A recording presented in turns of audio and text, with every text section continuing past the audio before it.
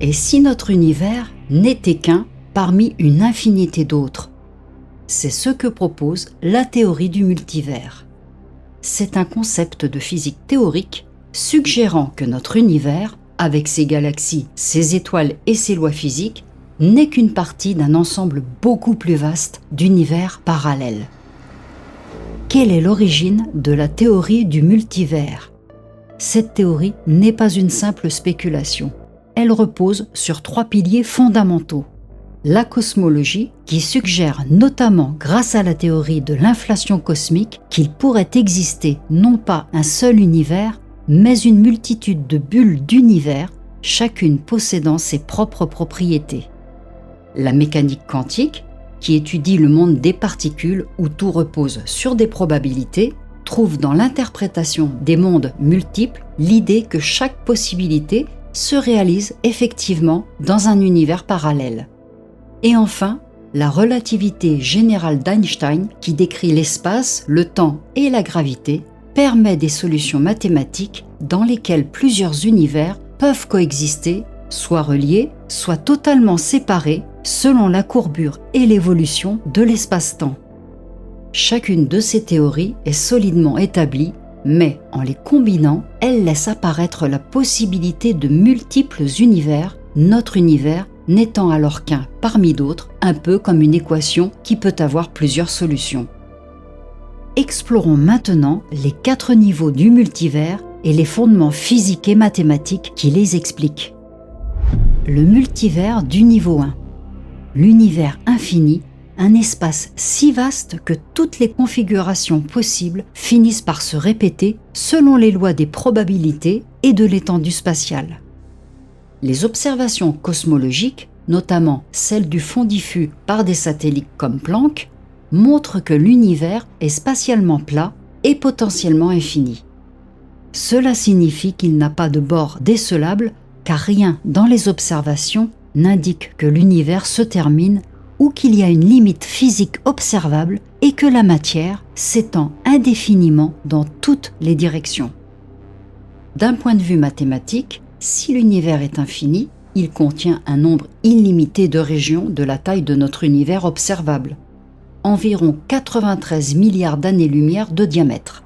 Cependant, le nombre d'arrangements possibles des particules dans une telle région est fini, bien qu'extrêmement grand, estimé à environ 10 puissance 10 puissance 118, un nombre colossal mais pas infini.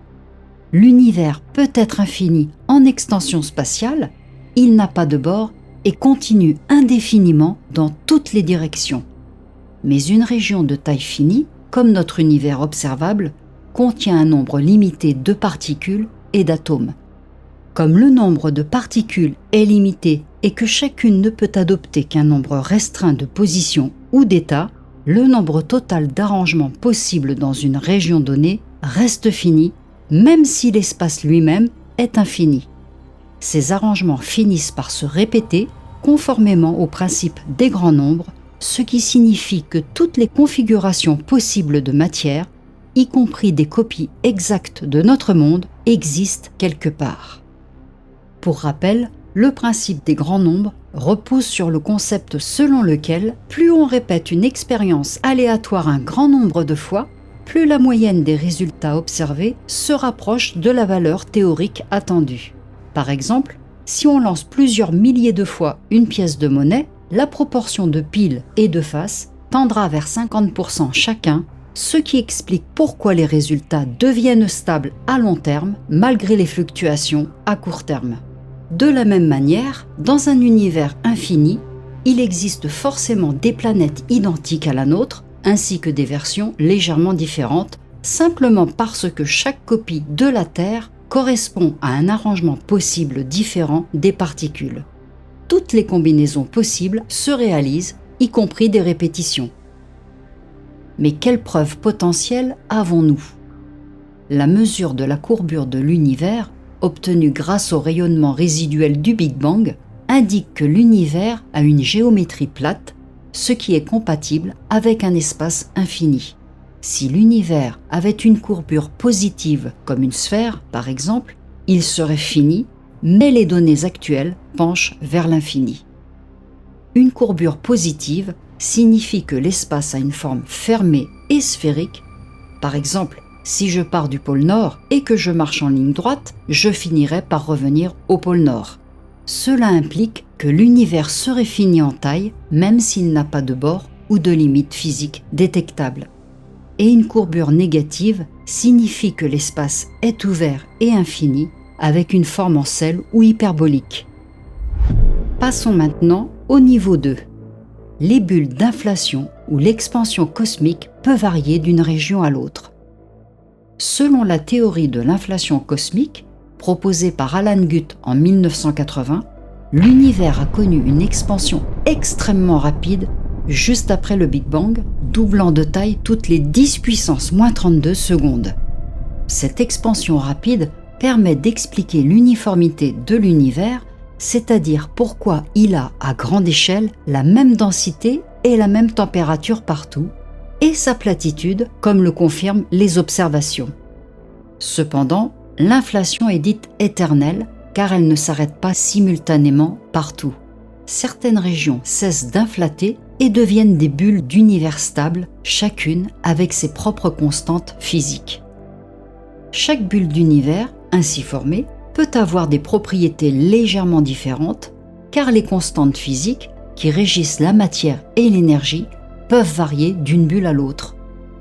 Par exemple, si la constante de structure fine venait à varier, les conséquences seraient majeures. Cette constante physique fondamentale, notée alpha, vaut environ 1 sur 137. Elle quantifie l'intensité de l'interaction électromagnétique entre les particules chargées et joue un rôle essentiel dans la stabilité des atomes et des molécules. Elle définit en fait la force qui maintient les électrons autour du noyau. Ainsi, la moindre variation de cette valeur modifierait la formation des atomes et donc l'existence même des étoiles et des galaxies. Cette idée conduit à un multivers d'inflation, un ensemble infini de bulles d'univers, chacune avec sa propre histoire et ses propres lois physiques, flottant dans un espace en expansion continue. Certaines bulles pourraient ressembler beaucoup à notre univers, d'autres pourraient être radicalement différentes, avec des structures, des formes de matière ou même des lois de la physique qui nous semblent impossibles. D'un point de vue mathématique, l'inflation est décrite par des équations de champ scalaires qui représentent un champ d'énergie omniprésent dans l'espace. Contrairement à un champ vectoriel comme par exemple le vent, qui a une direction et une intensité en chaque point, un champ scalaire n'a qu'une valeur, pas de direction. En cosmologie et dans le cadre de l'inflation, le champ scalaire, dit inflaton, représente une énergie présente partout dans l'espace qui pousse l'univers à s'étendre très rapidement. Ces équations peuvent être visualisées comme une balle roulant sur une colline. Dans certaines régions, la balle atteint le bas, l'inflation s'arrête, formant un univers stable, tandis que dans d'autres, elle continue à rouler et là, l'inflation persiste. Dans notre bulle, les constantes permettent la formation d'atomes et de la vie. Et dans d'autres, la gravité pourrait être si intense que tout s'effondre en trou noir. Mais quelles preuves avons-nous ? Le fond diffus cosmologique révèle de petites variations de densité dans l'univers primordial, exactement comme le prédit la théorie de l'inflation. Ces fluctuations montrent que l'univers a bien subi une expansion extrêmement rapide, juste après le Big Bang, qui a étiré les petites différences présentes à l'échelle quantique jusqu'à des tailles cosmologiques. Sans cette expansion rapide, ces motifs cohérents n'auraient pas pu se former. À l'avenir, des expériences, notamment la détection d'ondes gravitationnelles, pourraient permettre de repérer des traces de collision entre les différentes bulles d'univers, fournissant ainsi des indices supplémentaires sur l'existence du multivers d'inflation. Passons au niveau 3. Les mondes multiples quantiques où la superposition et la décohérence donnent une naissance à une multitude de réalités parallèles. La mécanique quantique décrit les particules comme existant dans des états de superposition où plusieurs possibilités coexistent Par exemple, un électron ou toute autre particule peut être à deux endroits simultanément. Selon l'interprétation des mondes multiples proposée par Hugh Everett en 1957, lorsqu'une mesure est effectuée, l'univers ne choisit pas une seule possibilité, il se divise en plusieurs branches, chacune correspondant à un résultat possible. D'un point de vue mathématique, en mécanique quantique, l'état d'une particule est décrit par une fonction d'onde qui indique toutes les positions ou configurations possibles de la particule. Cette fonction permet de connaître les probabilités que la particule se trouve dans chaque état, la somme de toutes ces probabilités étant toujours égale à 100%. Lorsqu'on mesure une particule, cette superposition disparaît soudainement, on dit que l'état s'effondre et la particule apparaît dans un seul état précis, choisi au hasard parmi toutes les possibilités selon l'interprétation traditionnelle. Mais selon l'interprétation des mondes multiples, il n'y a pas d'effondrement aléatoire.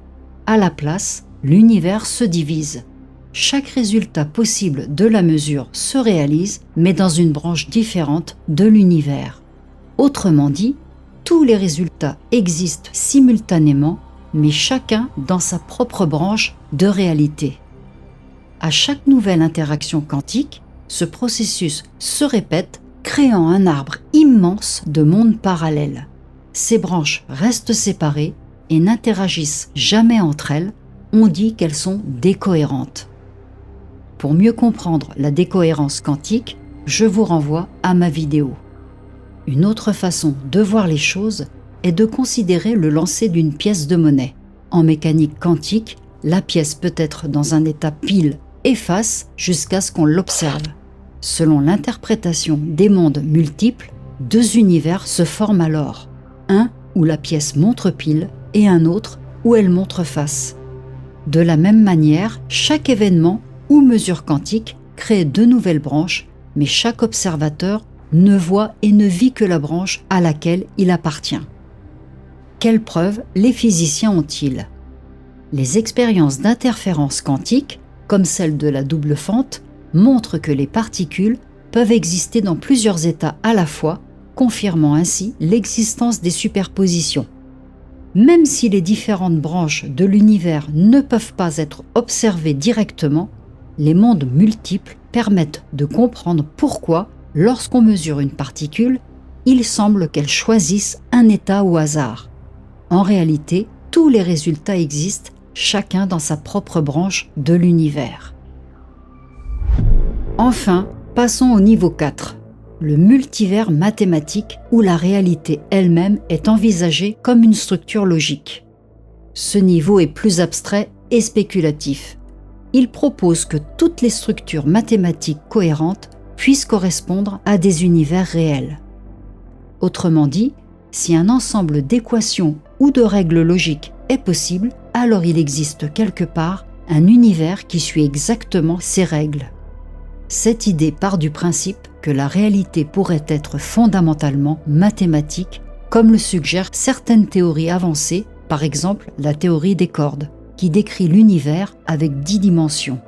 Dans ce cadre, chaque univers imaginable, même très différent d'une autre, ou avec des lois physiques complètement étranges, pourrait exister.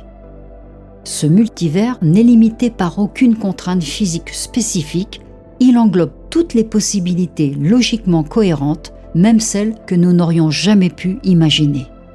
Quelles sont les implications et limites de cette théorie ? Le multivers apporte des réponses à des questions difficiles, à savoir pourquoi les constantes physiques semblent si parfaitement réglées.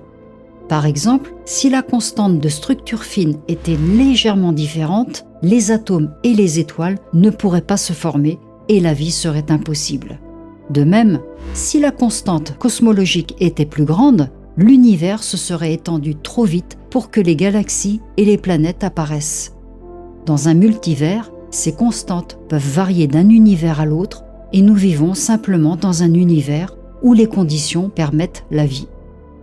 Le multivers apporte aussi une réponse à comment résoudre certains paradoxes quantiques.